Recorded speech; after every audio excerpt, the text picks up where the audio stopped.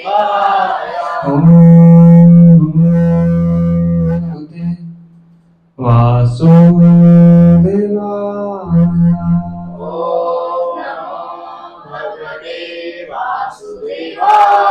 नारायणं नमस्कृत्य नरं चैव नरोत्तमं देवीं सरस्वतीं व्यासं ततो जयमुदीरये। नष्टप्रायेषु भद्रेषु नित्यं भागवत सेवया भगवती उत्तम श्लोके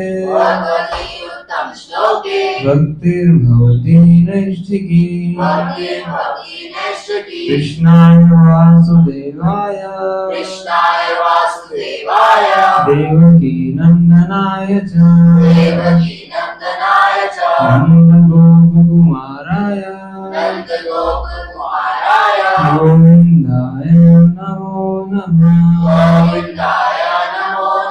गोविन्दाय नमो नमः। श्रीमद् भागवतम स्कंद 1 अध्याय 11 श्लोक नंबर 21 to 25 24th नंबर श्लोक रिसाइट करेंगे।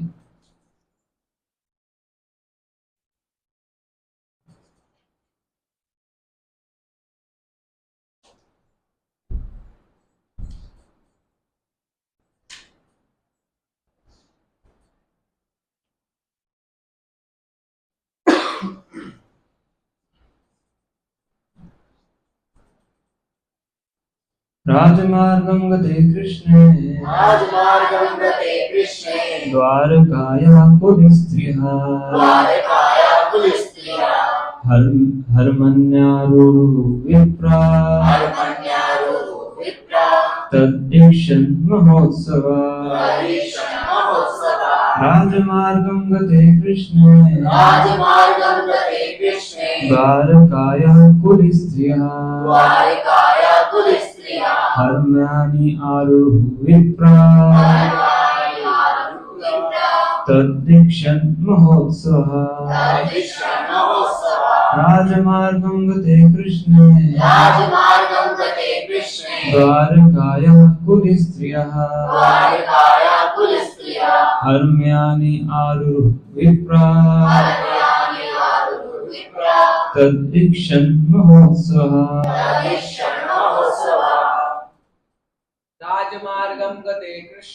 राजमार्गं गते कृष्णे द्वारकाया कुलीस्त्रियः हर्मन्यानि आरुरुः विप्रा तद्दीक्षन् महोत्सवः। राजमार्गं गते कृष्णे द्वारकाया कुलीस्त्रियः हर्म्यानि आरुरुः विप्रा तद्दीक्षन् महोत्सवः। राजमार्गं गते कृष्णे द्वारकाया कुलीस्त्रियः हर्म्यानि आरुरुः विप्रा महोत्सवः। तद्दीक्षन् महोत्सवः। माताजी राजमार्गं गते कृष्णे द्वारकाया कुलीस्त्रियः हर्म्यानि आरुरुः विप्रा तद्दीक्षन् महोत्सवः। राजमार्गं गते कृष्णे द्वारकाया कुलीस्त्रियः हर्म्यानि आरुरुः विप्रा तद्दीक्षन् महोत्सवः। शब्दार्थ अनुवाद में तात्पर्य प्रभुपाद जी के द्वारा प्रभुपाद की राजमार्गम आम सड़कों से गते जाते हुए कृष्णे भगवान कृष्ण द्वारा द्वारकायाः द्वारका नगरी की कुल स्त्रियाः प्रतिष्ठित कुलों की स्त्रियां अर्म्यानि राजमहलों में आरूढ़ चढ़ गई। विप्र हे ब्राह्मणों तत्क्षण उनका कृष्ण का दर्शन करने के लिए महाउत्सव महान उत्सव मानकर अनुवाद और तात्पर्य ध्यान से सुनिए।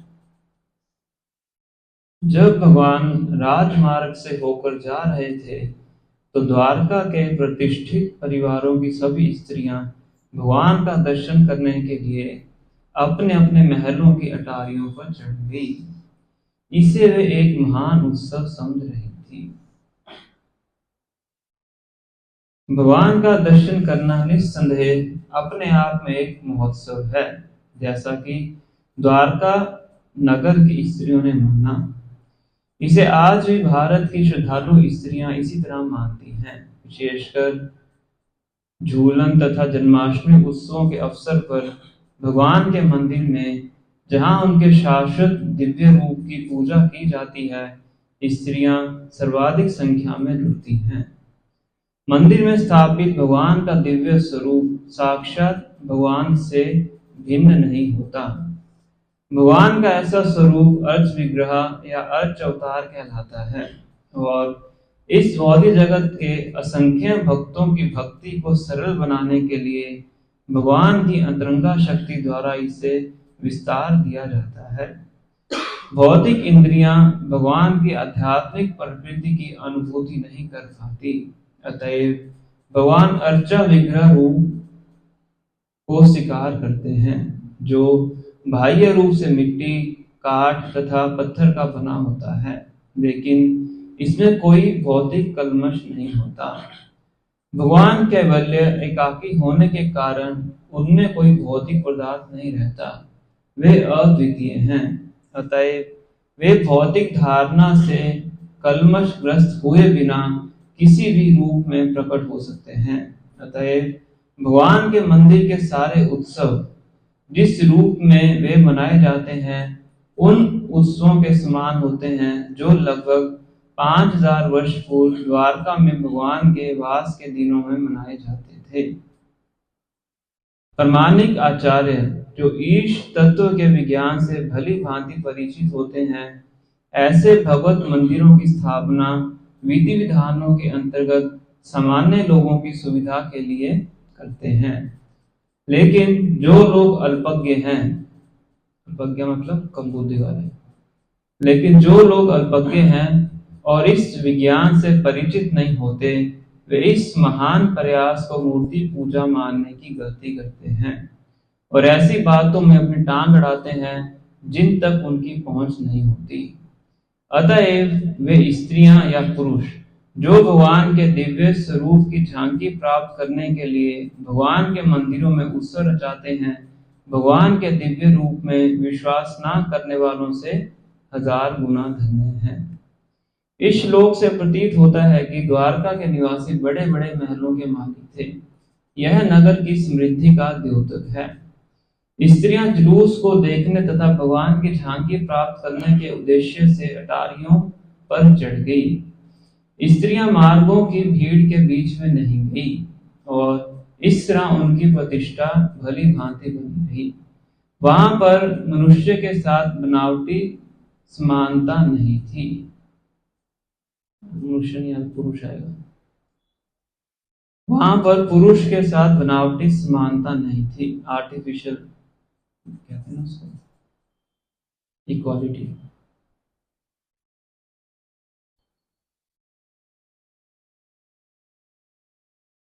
There was no artificial equality with the man. Translation दिया। वहां पर मनुष्य के साथ बनावटी समानता नहीं थी। स्त्री को पुरुष से पृथक रखकर उसकी प्रतिष्ठा की अधिक अच्छे ढंग से रक्षा की जा सकती है। स्त्री पुरुषों को बेरोक टोक मिलना जुलना नहीं चाहिए। ओम ज्ञानतिमिरन्धस्य ज्ञानाञ्जनशलाकया चक्षुरुन्मीलितं येन तस्मै श्रीगुरुवे नमः। श्रीचैतन्यमनोभीष्टं स्थापितं येन भूतले स्वयं रूपा करुणामयं ददाति स्वपदान्तिकं। वन्देऽहं श्रीगुरुं श्रीयुतापत्कमलं श्रीगुरुवैष्णवांश्च श्रीरूपं साग्रजातं चैतन्यरघुनाथान्वितं तं सजीवं साद्वैतं सावधूतं परिजनसहितं कृष्णचैतन्यदेवं श्रीराधा कृष्णपादान् सैकं ललिता श्रीविशाखान्वितांश्च। हे कृष्णा करुणा सिन्धु दीनबन्धु जगत्पते गोपेश गोपिकान्त राधाकान्त नमोऽस्तुते। तप्तकाञ्चन गौराङ्गी राधे वृन्दावनेश्वरी वृषभानुसुते देवी प्रणमामि हरिप्रिये।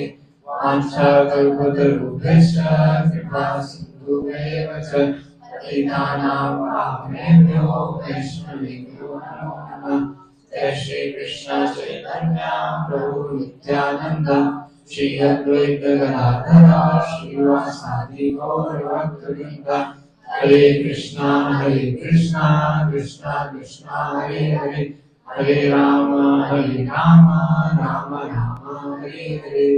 नमो विष्णुपादाय कृष्ण कृष्णाय भूतले श्रीमते भक्ति वेदांत स्वामी निधि नामिने नमस्ते सरस्वती देवे गौरवाणी प्रचारिणे निर्विशेष शून्यवादी भाषाप्रदेशनारिणी।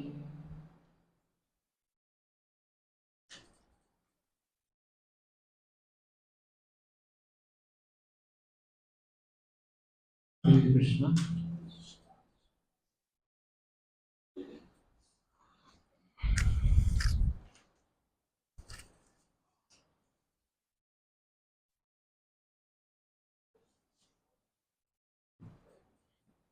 सबका स्वागत है श्रीमद् भागवतम क्लास में। हम पढ़ रहे हैं first canto chapter 11 verse number 21 to 25 और 24 नंबर वर्स में भी दोहराया है।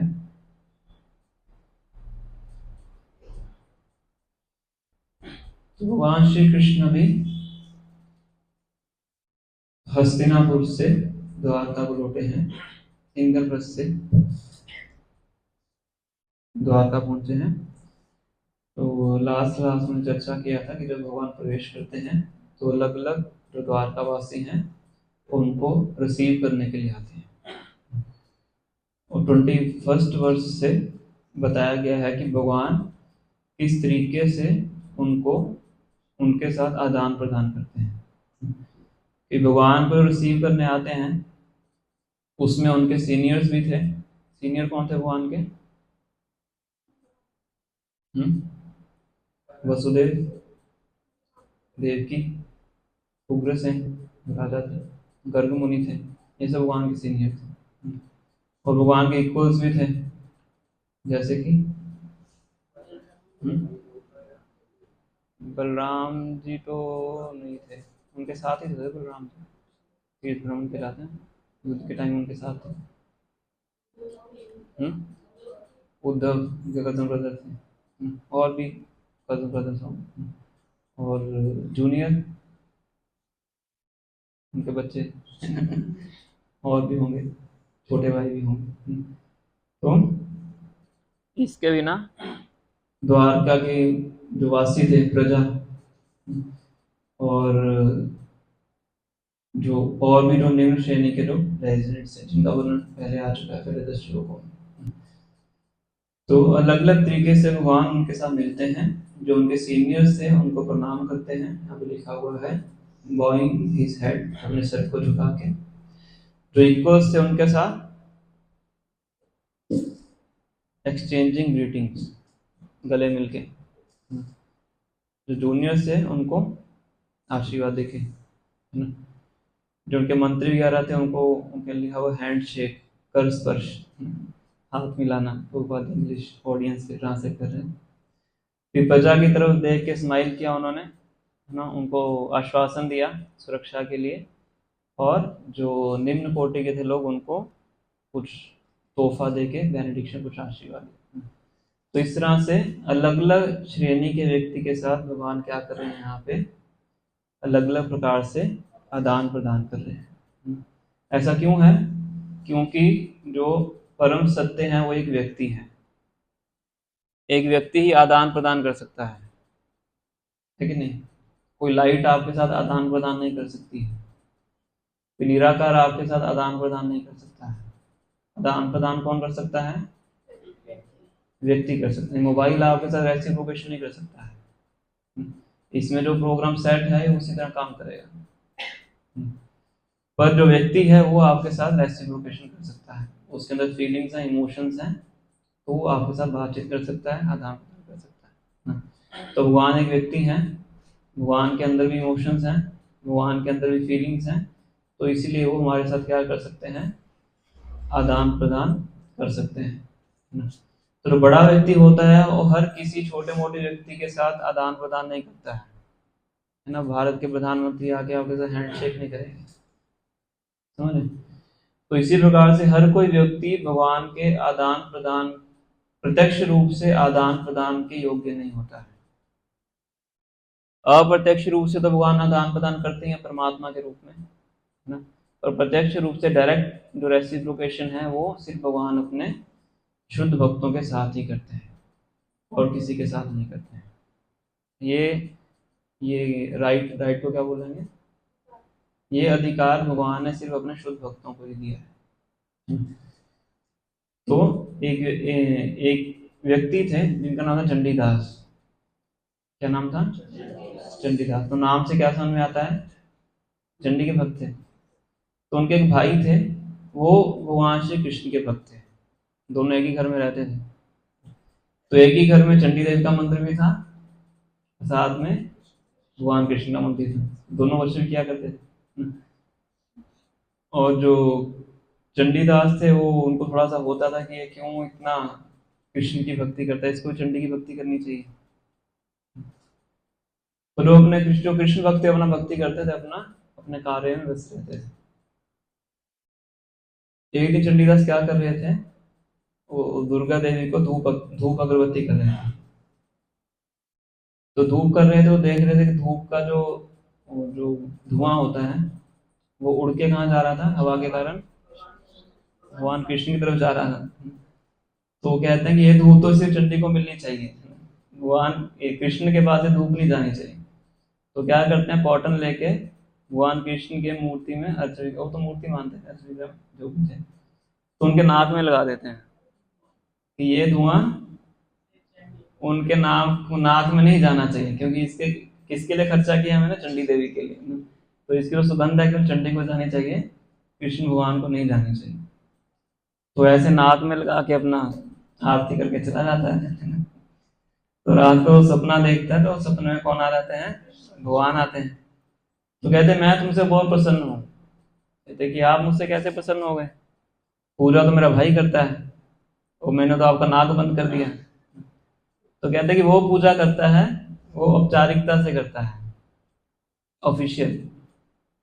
तो मुझे भगवान नहीं मानता है, मुझे अभी क्या मानता है? पत्थर की मूर्ति मानता है। और तुम मुझे क्या मानते हो? तभी तो नाक में डाला। अगर मूर्ति मानते हो तो नाक में कैसे डालते? तो तुम मुझे क्या मानते हो? तुम मुझे मूर्ति, पत्थर की मूर्ति नहीं मानते, तुम मुझे क्या मानते हो? कृष्ण के रूप में स्वीकार करते, इसमें मैं तुमसे बहुत प्रसन्न हूँ। तो वो जो चंडीदास होते हैं बहुत ज्यादा हर्षित हो जाते हैं। इतने सालों से मैंने दुर्गा देवी की पूजा की, वो आज सपने में नहीं आई, और आज मैंने पूजा भी नहीं की बल्कि पूजा में अवरोध डाला, पर फिर भी ये मेरे सपने में आके मुझे आशीर्वाद दे। तो तब से वो कृष्ण भक्त बन जाते हैं, जो चंडीदास है, नाम उनका चंडीदास ही रहता है। और इतने उच्च कोटि के भक्त बनते हैं, स्वयं श्री चैतन्य महाप्रभु उनके द्वारा लिखे गए जो श्लोक थे उनको सुनते थे जगन्नाथपुरी। उनके जो भक्त थे रामानंद राय और स्वरूप दामोदर, चंडीदास और विद्यापति के द्वारा रचित श्लोक और कविताएं उनको सुनाते थे। तो जिनकी लिखी कविताएं स्वयं महाप्रभु सुन रहे हैं, जो कि राधा रानी के भाव में है, तो आप समझ सकते हो कि वो कितने उच्च कोटि के भक्त हैं। और भक्ति शुरुआत कहाँ से हुई? नाक में रुई डालने से। तो क्योंकि भगवान एक व्यक्ति हैं, इसलिए व्यक्ति की तरह ही आदान प्रदान करते हैं। किनके साथ? जिनके साथ करने की उनकी इच्छा है। भगवान पूरी तरह से स्वतंत्र है, किसी के साथ भी कर सकते हैं। तो जिनके साथ उनकी करने की इच्छा है, साधारणतः शुद्ध भक्त होते हैं उनके साथ करते हैं, और जो शुद्ध भक्त नहीं भी हैं उनके साथ भी कर सकते हैं, उनका भी कोई रोकथाम नहीं है। तो इस प्रकार से वैदिक शिक्षा हमें यहाँ से मिलती है। प्रभुपाद यहाँ पे लिख रहे हैं 22वें श्लोक के तात्पर्य में कि कृष्ण एक व्यक्ति हैं, इसीलिए उनको एक व्यक्ति की तरह ही हमें उनके साथ आदान प्रदान करना चाहिए। और जो आज हमने श्लोक पढ़ा है, श्लोक नंबर 24, इसमें बहुत महत्वपूर्ण शब्द आया है, तद इक्षण महोत्सव। इक्षण शब्द का अर्थ क्या होता है? देखना। और महोत्सव मतलब महा उत्सव। तो द्वारका की रानियां हैं, द्वारका की रानियां भी हैं, रेजिडेंट्स भी हैं, तो सबके हाथ पे चढ़ गए हैं, छत के ऊपर चढ़ गए हैं। जैसे इंद्रवत्स की रानियां, इंद्रवत्स की जो लेडीज थी, औरत अपने घरों के ऊपर चढ़ी थी भगवान की स्तुतियां करने के लिए। और यहाँ पे द्वारका की जो स्त्रियां हैं, यहाँ पे लिखा है कुलीन स्त्रियां। कुल स्त्रियां, कुलीन स्त्री किसको बोला जाता है? जो अच्छे कुल से होती हैं। तो सब क्या करती हैं? छतों पे चढ़ जाती हैं और छतों पे चढ़ के भगवान का दर्शन करती हैं। और भगवान का दर्शन करना उनके लिए किसके समान था? महा उत्सव, महान उत्सव के समान, है ना। तो भगवान का दर्शन करना उसको बोला जाता है नित्य उत्सव या नेत्र उत्सव, है ना। इस संसार में हमारी आंखों के लिए देखने के लिए बहुत सी वस्तुएं हैं, पर सबसे महत्वपूर्ण वस्तु क्या है? भगवान श्री कृष्ण के दर्शन करना। तो वो सुंदर श्लोक है जिसको हम रिसाइट करेंगे। ये श्लोक स्वयं गोपियों के द्वारा उच्चारण किया गया है। 10th कैंटो, चैप्टर नंबर 21, श्लोक नंबर 7। इसको वेणुगीत भी बोलते हैं।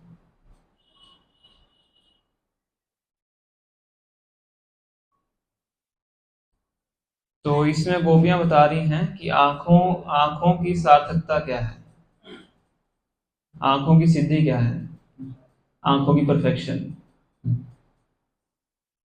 मेरे पीछे दोहराइए। अक्षन्वतां फलमिदं न परं विधामः,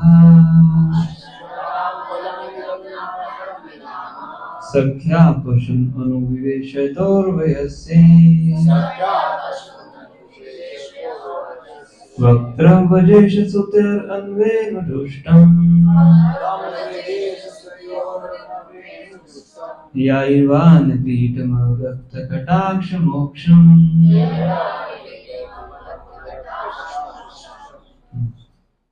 तो गोपियां क्या कह रही हैं यहाँ पे? अक्षन्वतां, अब मैंने पढ़ा था ना वर्ड इक्षण। अक्षण मतलब आंखें। फलम इदम ना परम विधामः, तो कह रही है कि आंखों को देखने का जो फल है, आंखों का कार्य क्या है? देखना, है ना। तो आंखों का देखने का सबसे उत्तम फल क्या है? ना परम विधाम, इससे ऊपर कुछ नहीं है। किससे ऊपर? सख्या पशुन अनुवेशेतो वयस्सी, जब भगवान श्री कृष्ण अपने सखों के साथ और पशुओं के साथ, पशु मतलब बछड़े और गाय, भगवान को चराते थे। वयस्सी बोलते हैं कि हम उम्र के जो लोग होते हैं, है ना। तो भगवान अभी क्या है? ग्वाल बाल है, तो उनकी उम्र के जो लड़के हैं ग्वाल बाल। तो जब भगवान में सखों के साथ, हम उम्र के सखों के साथ, पशुओं के साथ कहाँ पे जाते हैं? वन के अंदर। और वन के अंदर क्या कैसा डिस्क्रिप्शन है यहाँ पे? वक्त्रम वजेश सुत्योर अनुवेन दुष्टम। तो उन्होंने अपने मुख के ऊपर क्या लगाया हुआ है? वेणु। यायर्वाण पीठम अनुरक्त कटाक्ष मोक्षम। कटाक्ष किसको बोलते हैं? आंखों तो अक्ष बोलते हैं ना, वर्ड अक्ष। यहाँ पे भी अक्ष है। कटाक्ष इसको बोलते हैं, तिरछी नजर को बोलते हैं। तो भगवान जो जाते हैं तिरछी नजर से देखते रहे। भगवान को देखना है बताया जाता है, भगवान टेढ़ी आंखों से देखते हैं। कटाक्ष मोक्ष, कि जब भगवान, गोपियां कह रही हैं कि जब भगवान गाय चराने के लिए जंगल में प्रवेश करते हैं, किनके साथ? अपने ग्वाल वालों के साथ और बछड़ों के साथ और गायों के साथ, और मुंह पे क्या लगाया उन्होंने? वेणु लगाई हुई है। और तिरछी नजर से किनको देखते हैं? हमें देखते हैं, गोपियां कह रही है ना। तो इस दृश्य को देखना क्या है? ये आंखों की सफलता है, ना परम विदामा, इससे ऊपर कुछ नहीं है। कौन कह रहे हैं? गोपियां कह रही हैं। तो जो यहाँ पे सेम चीज यहाँ पे द्वारका की रानियां कह रही हैं कि तद इक्षण महोत्सव, कि वो छतों के ऊपर खड़े होके भगवान के द्वारका में दर्शन करिए। वृंदावन के दर्शन है और द्वारका के दर्शन है, तो दोनों में अंतर क्या है? वृंदावन में भी देखिए गोपियां देख रही हैं, द्वारका में भी जो स्त्रियां हैं वो देख रही हैं, तो दोनों के देखने में अंतर क्या है?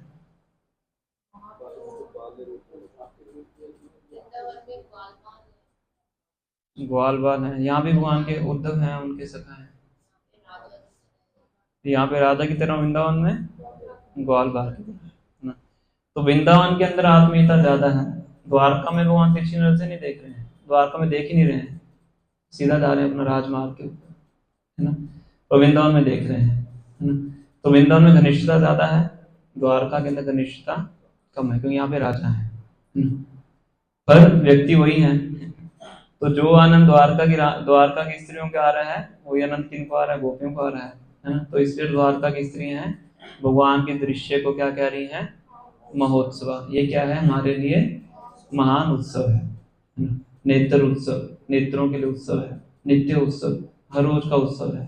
तो ये प्रभुपाद यहाँ पे वर्णन कर रहे हैं, और मुख्यतः तात्पर्य में श्रील प्रभुपाद वर्णन कर रहे हैं कि जो भगवान के जो अर्च विग्रह होते हैं और भगवान श्री कृष्ण है, दोनों में कोई भी भेद नहीं होता है। और जो लोग इसमें भेद समझते हैं वो कौन है? वो अल्पज्ञ है, उपाधि वर्ड यूज कर रहे हैं, लेस इंटेलिजेंट पर्सन, जो इसको मूर्ति पूजा बोलते हैं या बुद्ध प्रस्ती बोलते हैं। कुछ लोग बुद्ध बोलते हैं कि ये तो बुद्ध है, बुद्ध मतलब मूर्ति, स्टैचू। पर प्रभुपाद लिख रहे हैं कि जो आध्यात्मिक ज्ञान में उन्नत हैं, उनको पता है कि ये पत्थर की मूर्ति नहीं है, कौन है? स्वयं भगवान है। तो प्रभुपाद जी इन चीजों को समझाने के लिए, जो कि हमारी चिंतन से परे है, हमारे लिए इस चीज को सोच पाना थोड़ा कठिन है, कैसे एक पत्थर की मूर्ति भगवान हो सकता है ना। तो प्रभुपाद जी को उदाहरण देते समझाने के लिए कि जैसे अब तो नहीं होते हैं, पहले जमाने में पोस्ट बॉक्स होते थे, कभी भी होते हैं, कुछ कुछ जगहों पे होते होंगे। तो कई जगह पे क्या होता है, छोटे छोटे पोस्ट बॉक्स लगे होते थे, है ना। तो दिखने में लगता था कि उस पोस्ट बॉक्स का कहीं से कोई कनेक्शन नहीं है, अकेला डिब्बा खड़ा हुआ है यहाँ पे, है ना। पर अगर उसमें चिट्ठी डालते थे तो चिट्ठी कहाँ पहुंचती थी? अपने डेस्टिनेशन पहुंच जाती थी। क्यों? क्योंकि उस पोस्ट बॉक्स का कनेक्शन कहाँ से है? पोस्ट ऑफिस से है। तो इसी प्रकार से जो अर्च विग्रह है, दिखने में तो लगता है कि पत्थर की मूर्ति खड़ी है, इसका आध्यात्मिक जगत से क्या कनेक्शन है ना। पर जब हम उनके साथ आदान प्रदान करते हैं, उनकी सेवा करते हैं, उनको प्रार्थनाएं करते हैं, उनको प्रणाम करते हैं, तो ये सीधा क्या है? ये भगवान तक पहुंचता है, क्योंकि उनमें और भगवान में कोई भी अंतर नहीं है। तो ऐसी शास्त्र में बहुत सी ऐसी स्टोरीज आपको मिलेंगी, बहुत सी ऐसी लीलाएं आपको मिलेंगी, जिससे हमें पता लगता है कि ये जो भगवान के अर्च विग्रह क्या है, स्वयं भगवान श्री कृष्ण है। तो इसमें से एक बहुत अच्छी स्टोरी है, जो कि चैतन्य चरितामृत में इसका वर्णन किया गया है, और स्वयं नित्यानंद प्रभु यह स्टोरी बता रहे हैं, जब भगवान जगन्नाथपुरी की ओर जाते हैं। थोड़े से हम इसके प्यार भी पढ़ेंगे, मैं आपको पहले थोड़ा सा स्टोरी का वर्णन करता हूँ, फिर जब भगवान यहाँ पे अर्च विग्रह की इंपॉर्टेंस का वर्णन करेंगे, उन प्यारों को हम पढ़ेंगे। तो साउथ इंडिया में एक जगह है जिसका नाम है विद्यानगर, अभी उसको विजयवाड़ा बोलते हैं। तो वहां पे दो ब्राह्मण थे, एक ओल्ड ब्राह्मण थे और एक यंग ब्राह्मण थे, वृद्ध ब्राह्मण और युवा ब्राह्मण। तो एक बार दोनों ही तीर्थ भ्रमण करने का निर्णय करते हैं। तो दोनों निकल जाते हैं तीर्थ भ्रमण करने के लिए, लगभग एक साल के लिए। और जो युवा ब्राह्मण थे वो वृद्ध ब्राह्मण की बहुत सेवा करते हैं रास्ते में। दोनों वैष्णव होते हैं, तो वैष्णव सेवा करते हैं। सेवा करते करते करते कहाँ पहुंच जाते हैं? वृंदावन। तीर्थ भ्रमण करते करते वृंदावन पहुंच जाते हैं।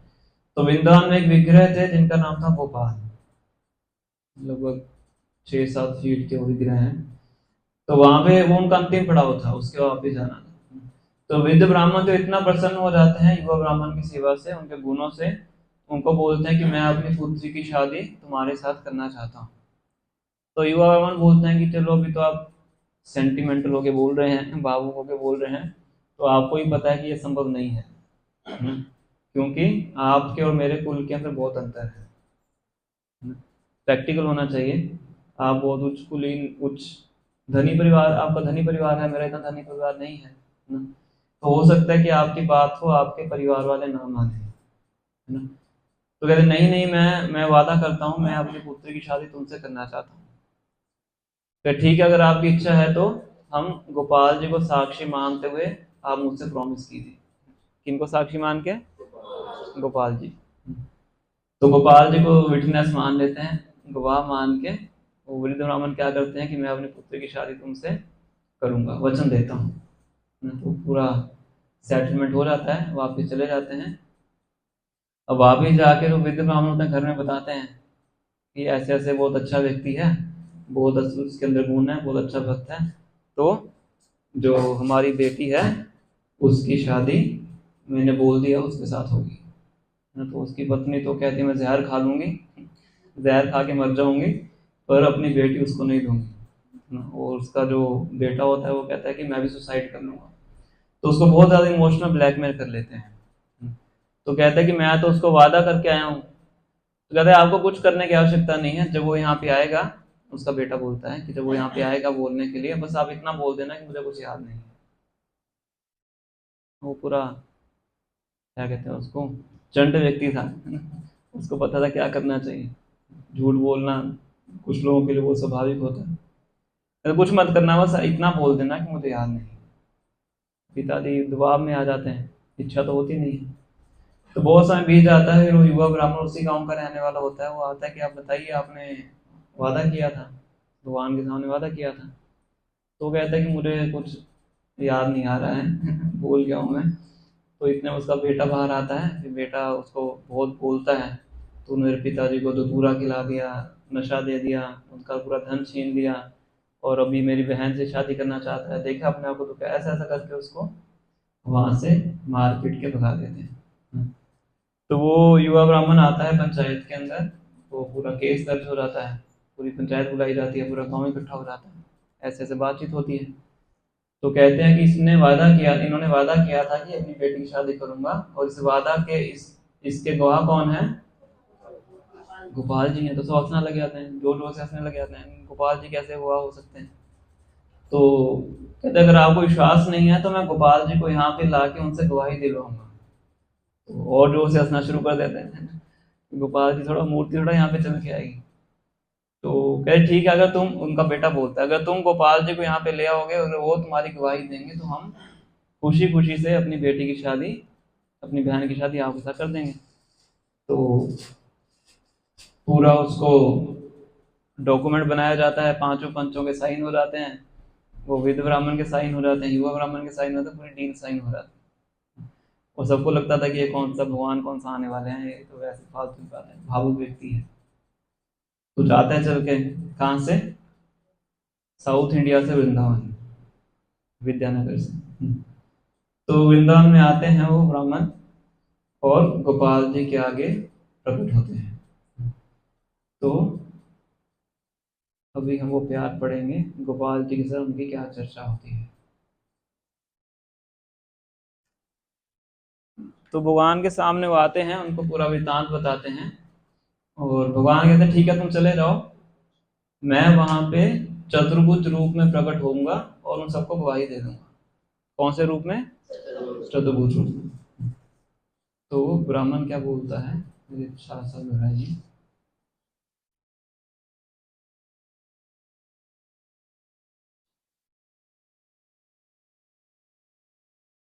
प्रबल यदि हो चतुर्भुज मूर्ति, प्रभु तुम्हारा वाक्य कारुणा हवे प्रतीति। The young Brahman replied, "My dear sir, even if you appear there as four-handed Vishnu deity, still none of those people will believe in your words." अगर आप चतुर्भुज रूप में जाएंगे, कोई आपकी बात मानेगा नहीं, क्योंकि मैं क्या बोल के आया हूँ? गोपाल साक्षी। गोपाल के चतुर्भुज होते नहीं है, दो भुज होते हैं। ऐ मूर्ति की यदि ऐ शिव धने, साक्षी देहा यदि तबे सर्वलोक सुने। Only if you go there in this form of Gopal and speak the words from your beautiful face, will your testimony will be heard by all the people. अगर आप इसी रूप में जाएंगे और अपने मुख से बोलेंगे तो आपकी बात को लोग मानेंगे। कृष्ण कहे प्रतिमा चले पोता न सुनी, विप्र बोले प्रतिमा हैया कहा के नेवानी। तो गोपाल जी क्या बोलते हैं कि प्रतिमा कभी चल सकती है, कभी सुना ऐसा? तो ब्राह्मण क्या बोलते हैं कि प्रतिमा कभी बोल सकती है, सुना ऐसा? कि अगर प्रतिमा बोल सकती है तो चल भी सकती है। तो भगवान के साथ आदान प्रदान हो रहा है। प्रतिमा नामी तुम्हें साक्षात गजेंद्र नंदन, विप्र लागी कर तुम्हें अकार्य कारण। जो युवा ब्राह्मण थे वो ऐसा नहीं कि उनकी शादी करने की इच्छा थी इसलिए वो भगवान को साक्षी बनाने के लिए आते हैं। उनकी इच्छा थी कि जो वृद्ध ब्राह्मण है उनका वचन झूठा नहीं होना चाहिए, वो उनका कार्य था, इसलिए होना चाहते हैं। तो क्या कह रहे हैं यहाँ पे? ये जो लाइन है भगवान बहुत बार कोट करते थे श्री चैतन्य में। क्या क्या लिखा है इसमें? प्रतिमा नाही तुम्हें साक्षात उजेंद्र नंदन। रोच विग्रह होते हैं वो प्रतिमा नहीं है, क्या है वो? साक्षात उजेंद्र नंदन। प्रतिमा नाही तुम्हें साक्षात उजेंद्र नंदन, विप्र लागे कर तुम्हें अकार्य कारण। विप्र के लिए मतलब ब्राह्मण के लिए आप ऐसा कार्य कीजिए जो आज तक आपने कभी नहीं किया। हासिया गोपाल कहे सुना ब्राह्मण, तुम्हार पाछे पाछे आमे करीबा गमन। तो गोपाल हंसते हैं और क्या बोलते हैं कि हे ब्राह्मण सुनो, तुम्हारे पीछे पीछे मैं चलने को तैयार हूं। ये भगवान ही पहले भक्त की परीक्षा लेते हैं। चाहते भगवान पहले ही बोल सकते हैं, है ना? तो भगवान ये दिखाना चाहते थे और उनका टेस्ट करना चाहते थे कि उनको कितनी ज्यादा श्रद्धा है।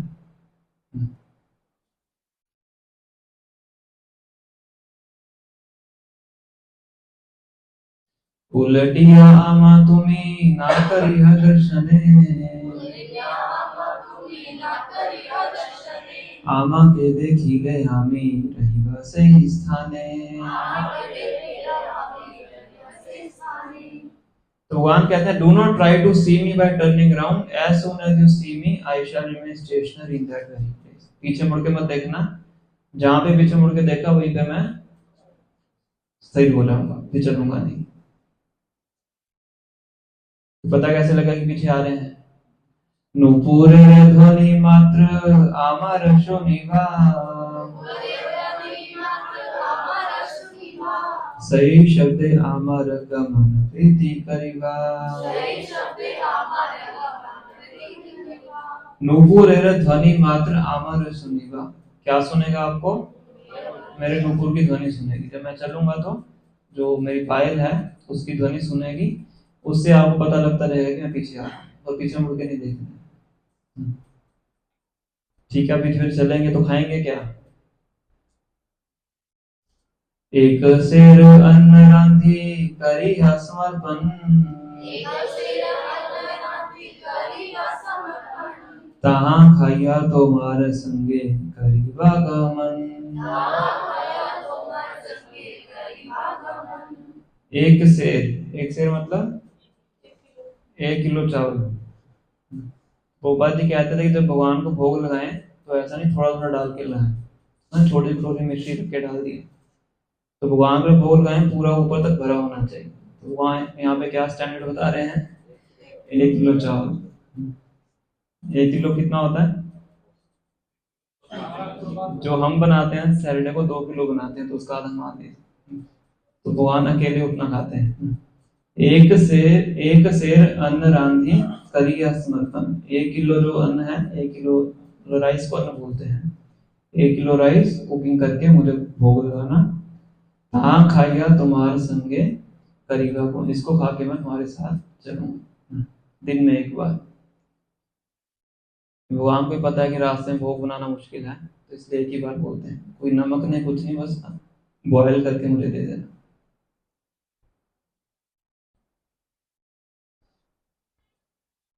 आर दिन आज्ञा मांगी चलिला ब्राह्मण।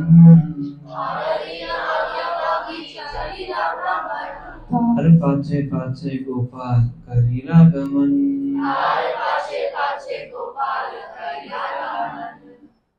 तो इस तरह से ब्राह्मण भगवान की परमिशन लेके चलते हैं, उनके पीछे पीछे कौन चलते हैं? गोपाल चलते हैं।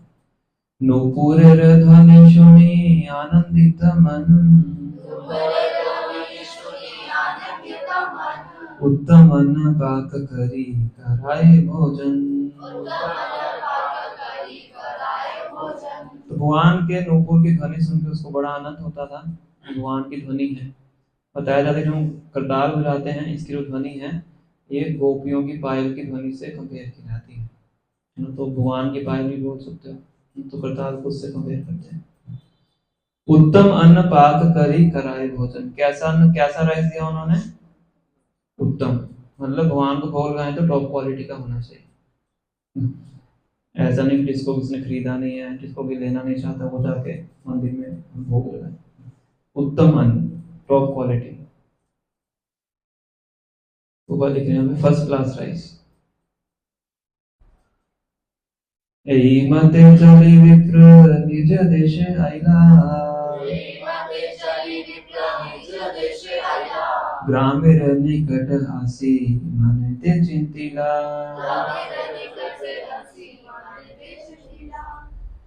तो इस तरह चलते चलते अपने गांव पहुंच गए, और गांव के पास आके सोचने लगा, एबे मोई ग्राम में आई मु भवन। लोके रे करीबा गिया साक्षीर आगमन। तो मैं गांव पहुंच चुका हूँ, घर पहुंच चुका हूँ, तो मैं भी जाऊंगा, सबको बुला के लाऊंगा कि गवाह आ गए हैं। साक्षात न देखिले मने प्रतीति न है। इहा यदि रहे तबु नहीं किछु भय। The Brahman then began to think that if the people did not directly see the Gopal deity, they would not believe that he had arrived. But even if Gopal stays here, there is nothing to fear. एक भावी से विप्र फिरिया चाहिला। आसिया गोपाल देव तथाए रहिला।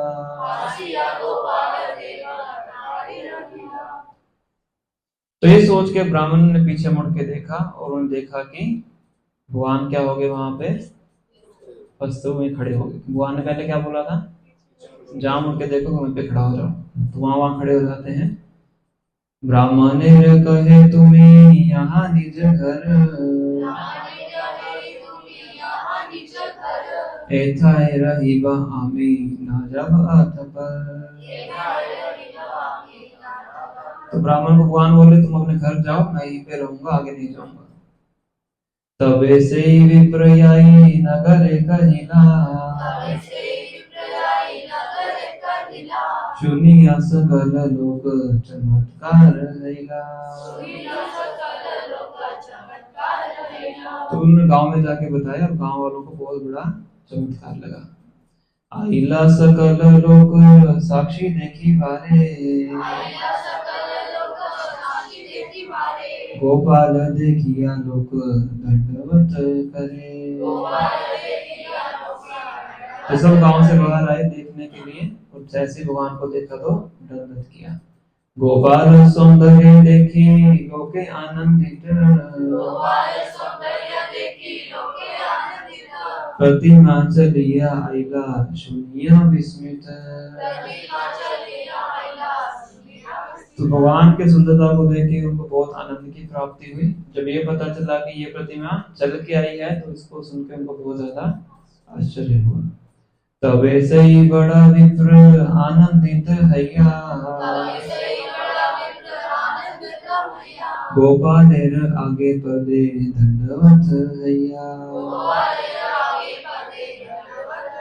तो वृद्ध ब्राह्मण तो बहुत आनंदित हो जाते हैं। क्यों आनंदित हो जाते हैं कि अब अपनी बेटी की शादी इससे करूंगा, क्योंकि उनकी इच्छा यही थी, बेटे के दबाव में थे। पर उनको पता लग गया कि इसने शर्त पूरी कर दी, गोपाल जी को लेके आ गए, तो मेरी बेटी की शादी इससे होगी। उनको दंडवत करते हैं। सकल लोकेर आगे गोपाल साक्षी दिना, बड़ा विप्र छोटा विप्रे कन्यादान कैला।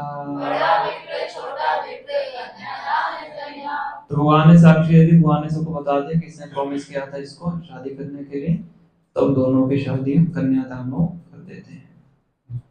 तब ऐसे ही दुई विप्रे कहिला ईश्वर, तुम्हें दुई जन्मे जन्मे हमार किंकर। तो उन दोनों को भगवान कहते हैं कि तुम हर जन्म में दोनों मेरे सेवक हो। पहले से कनेक्शन था दोनों का, पिछले जन्म से। तो इस प्रकार से हम देखते हैं कि भगवान जो अर्च विग्रह होते हैं, ये इनमें और भगवान श्री कृष्ण कोई भी भेद नहीं होता है। और यही जो इनका भी जो गोपाल जी का नाम पड़ जाता है साक्षी गोपाल, है ना। फिर बाद में साक्षी गोपाल साउथ इंडिया से जगन्नाथ मंदिर में आते हैं, और अभी जगन्नाथ मंदिर से लगभग 1-1.5 किलोमीटर की दूरी पे एक स्थान पे इनका बहुत सुंदर मंदिर बना हुआ है। जो जगन्नाथपुरी गए थे, वहां भी गए थे, शायद गए थे ना। तो बहुत 6-7 फीट लंबे विग्रह है, बहुत सुंदर विग्रह है।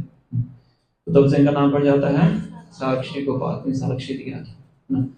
तो इस तरह से प्रभुपाद जी वर्णन कर रहे हैं कि भगवान में और भगवान के अर्च विग्रह में कोई भी भेद नहीं होता है।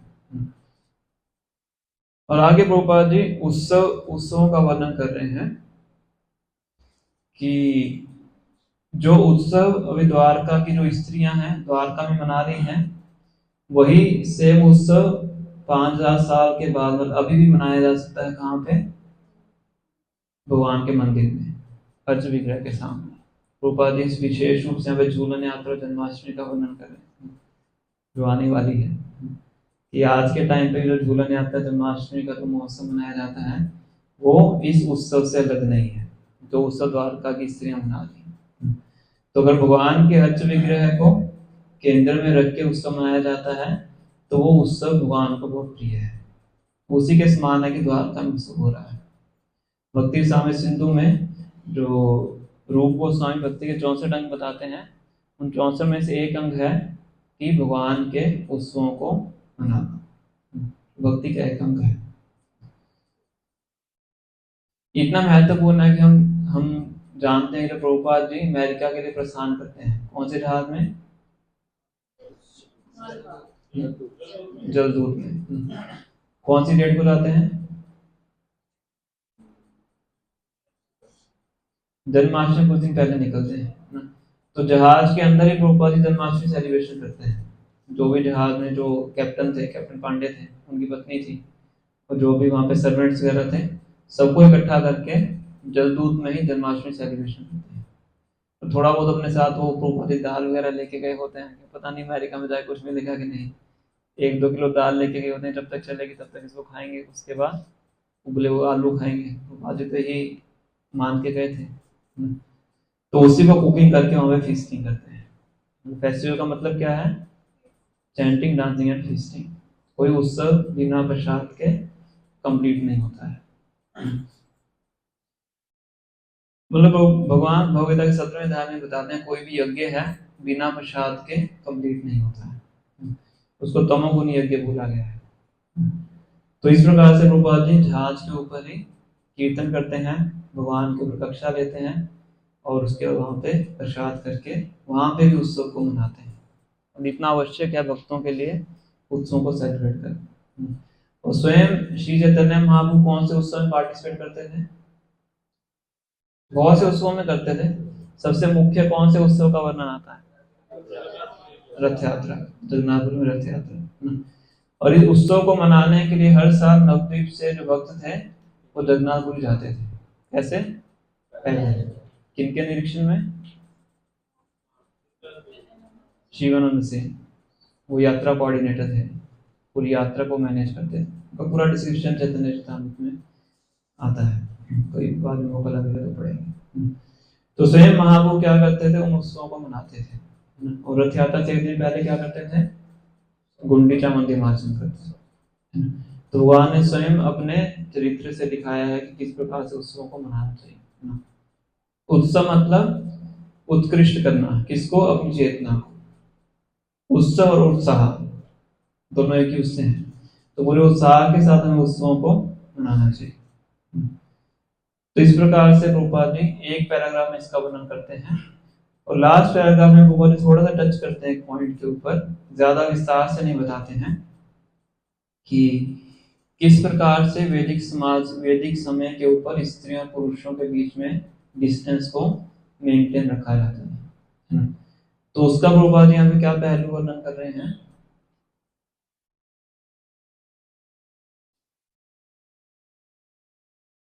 मैं उसको पढ़ना चाहूंगा।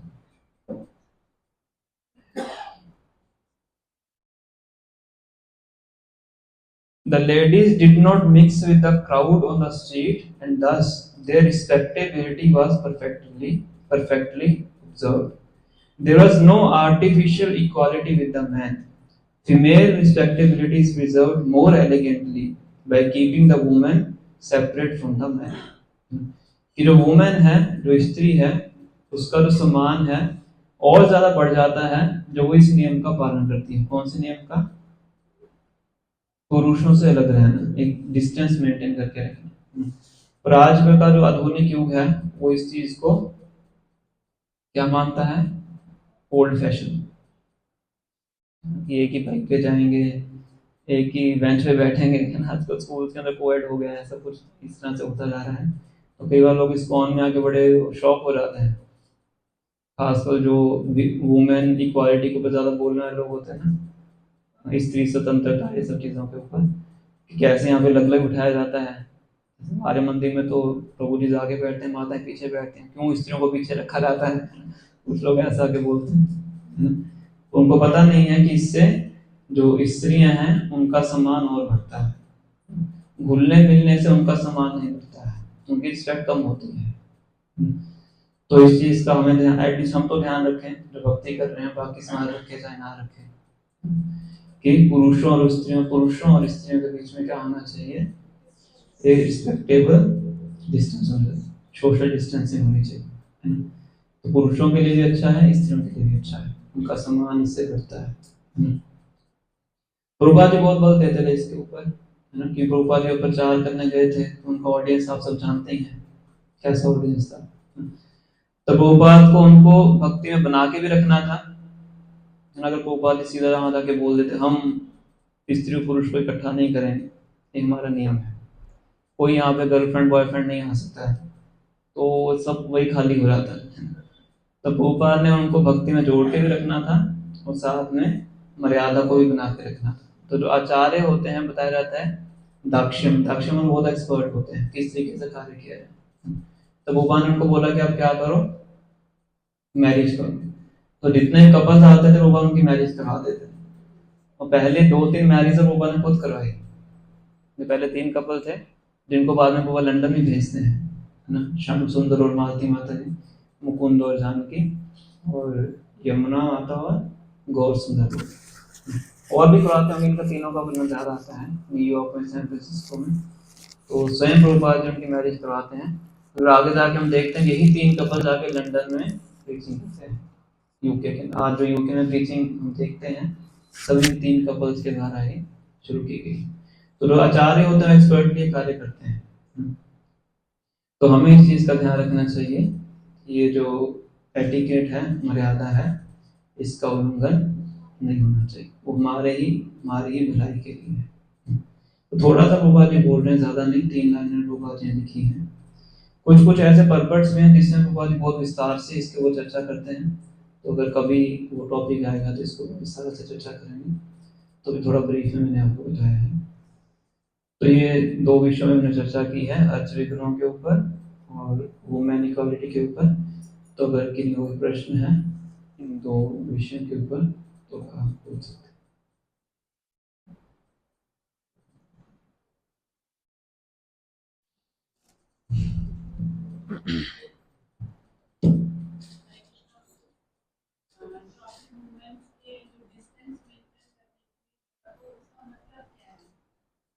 मतलब फिजिकल प्रॉक्सिमिटी,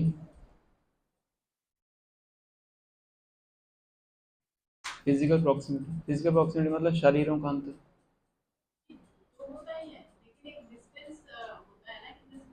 हम लोग अलग अलग बैठे, हम्म, लेकिन बाहर जाके तो सेम ही हो जाता है। हम्म। एक डिस्टेंस मीटिंग तो बाहर जाके कुछ भी हो, हम किसी घर में जाकर देख नहीं सकते। जब तक हम मंदिर में हैं तब तक हम इस नियम का पालन करें, जब तक टेम्पल प्रेमिसेस में है एटलीस्ट वहाँ से शुरुआत करें। बाहर जाके भी जो सीरियस वक्त होंगे, गंभीर वक्त बनेंगे, बाहर जाके पालन करें। और जनरल क्राउड का हम कुछ कर नहीं सकते, सिंपल सी बात है ना। जनरल क्राउड तो कुछ भी कर सकता है, उनके ऊपर हमारा अधिकार थोड़ा है ना। जो अधिकार देता है उसी के ऊपर अधिकार जताया जाता है ना। तो शिष्यत्व स्वीकार करता है गुरु, उसी को उसके ऊपर शासन करता है। तो शिष्यत्व स्वीकार नहीं करता है, गुरु कहता है ठीक है आप अपने रास्ते में, अपने रास्ते। तो जो गंभीर भक्त हैं उनको बोला जा सकता है, उनसे आशा की जा सकती है। और जो जनरल विजिटर्स हैं, क्राउड है, उनके ऊपर ज़्यादा नियम कानून अप्लाई नहीं कर सकते। जो सरकार के द्वारा नियम कानून है वो अप्लाई कर सकते हैं। कुछ मंदिरों में लिखा होता है बाहर ये ऐसे कपड़े डाल कर नहीं आ सकते, सब नहीं कर सकते, और उससे ज़्यादा नहीं कर सकते। जी ये जो आपने 24 नंबर श्लोक बताया अभी, तो उसका और अभी आपने चैतन्य चरणामृत का जो कोट किया है, तो ये दोनों क्या सेम सेम ही? चैतन्य चेतावनी के तो पास में पढ़ा है हमने। नहीं, और कौन सा श्लोक? नहीं पढ़ा नहीं है अभी आपने, उनको लेके हमें समझाया ना। नहीं, चैतन्य चेतावनी से तो हमने वो स्टोरी पढ़ी है ना, वृद्ध ब्राह्मण और युवा ब्राह्मण वाली, तो वही पूछ रहे हैं आप। इस श्लोक से उसका क्या वो है? अर्च विग्रह का बताया ना, कि जो भगवान के जो अर्च विग्रह हैं और भगवान में कोई अंतर नहीं है। तो ये जो हमने स्टोरी पढ़ी है साक्षी गोपाल की, तो इस स्टोरी से क्या साबित होता है? नहीं, उनको बोलने दीजिए, उनका प्रश्न है। ये हमने स्टोरी पढ़ी है अभी वृद्ध ब्राह्मण की और युवा ब्राह्मण की, स्टोरी से क्या शिक्षा मिलती है? ये आपने मतलब हमें बताया कि वो सेम ही होते हैं, एक ही होते हैं। भगवान और भगवान के अर्च विग्रह में कोई अंतर नहीं है। और प्रभुपाद जी तात्पर्य में इसका वर्णन कर रहे, तो इसलिए हमने स्टोरी कोट करके सुना। प्रभुपाद जी तात्पर्य में लिख रहे हैं ना कि भगवान में और भगवान के अर्च विग्रह में कोई अंतर नहीं, ये रिलेशन है। या कोई और डाउट है आपको? मुझे डाउट है कि मतलब उसमें तो अलग ही है ना, वो वाला जो हमारा श्लोक जो आपने लिया है भागवत में, वो तो एक अलग उसमें है। और ये आपने जो स्टोरी बताई है ये मतलब विग्रह के वे में सेम बताया कि सेम सेम ही होता है, दोनों को लेकर से होता, वो मुझे थोड़ा सा क्लियर नहीं। तो श्लोक के तात्पर्य में प्रभुपाद जी ने पूरा जो पैराग्राफ है अर्च विग्रह के ऊपर लिखा ना। प्रभुपाद के तात्पर्य को चर्चा कर रहे हैं ना, तो प्रभुपाद तात्पर्य में अर्च विग्रह के वर्णन कर रहे हैं। क्यों कर रहे हैं? क्योंकि प्रभुपाद ये चीज बता रहे हैं कि जो कृष्ण है वो एक व्यक्ति है, और जो द्वारका की रानी हैं जो महोत्सव सेलिब्रेशन कर रही हैं, तो वो महोत्सव आज भी सेलिब्रेशन किया जा सकता है भगवान के अर्च विग्रह को केंद्र में रख के। तो भगवान तो अब साक्षात रूप में है नहीं, भगवान तो चले गए, हमारे सामने कौन है? भगवान के अर्च विग्रह हैं, उनके साथ हम आदान प्रदान कर सकते हैं। तो जो उत्सव द्वारका में भगवान के साक्षात रूप के साथ किया जा सकता था, वही उत्सव आज भगवान के अर्च विग्रह के साथ किया जा सकता है। तो इसलिए प्रभुपाद ने तात्पर्य के अंदर अर्च विग्रह की महिमा का वर्णन किया है, और उस महिमा को समझाने के लिए हमने चैतन्य चेतावनी से स्टोरी सुनाई है कि साक्षी गोपाल आते हैं, इसलिए भगवान में भगवान के अर्च विग्रह में कोई भेद नहीं। कोई और प्रश्न किसी को होता है?